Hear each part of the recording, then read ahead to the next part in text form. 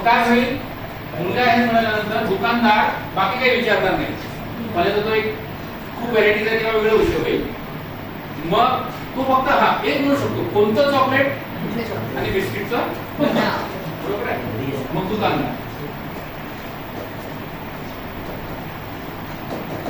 काय कोणतं चॉकलेट,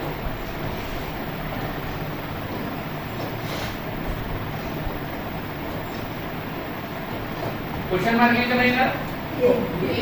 लिहिताना सवाल लेखनामध्ये चिन्ह आलेच पाहिजे, बरोबर आहे. पूर्णविराम, कोणतं चॉकलेट, कोणतं बिस्किट,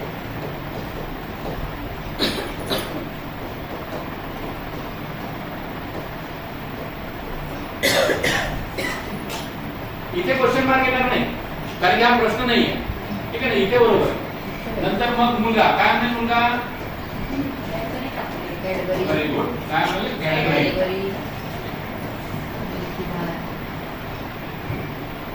कॅडबरी चॉकलेट व पार्लेचा पुडा, बरोबर आहे.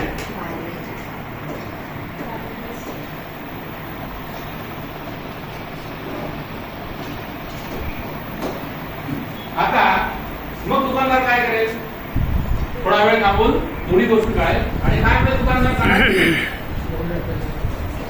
नाही दुकानदार काय म्हणेल, हे घे, काय घे काढलेला आहे, बरोबर आहे. हे घे म्हटल्यानंतर तो घे आणि मुलगा म्हणेल किती रुपये झाले.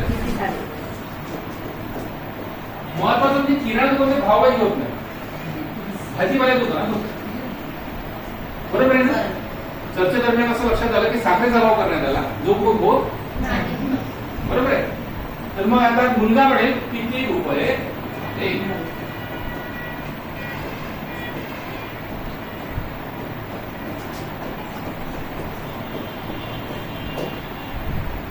हे अवश्य लिहायचं. त्याचं रिझन असं आहे, कोणतं वाक्य प्रश्नार्थी आहे, कोणतं साधं सेंटेन्स आहे त्याच्या लक्षात आलं, बरोबर आहे. मग दुकानदार काय म्हणेल, झाले किती रुपये, 8 रुपये.